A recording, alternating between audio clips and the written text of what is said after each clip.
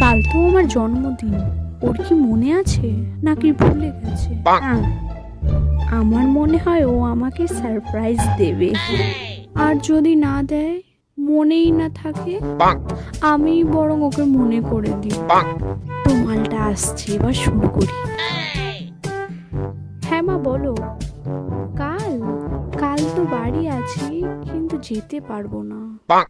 কাল তো আমার জন্মদিন, আর তুমি তো জানোই ও আমার জন্মদিন নিয়ে কত কিছুই না ভেবে রেখেছে।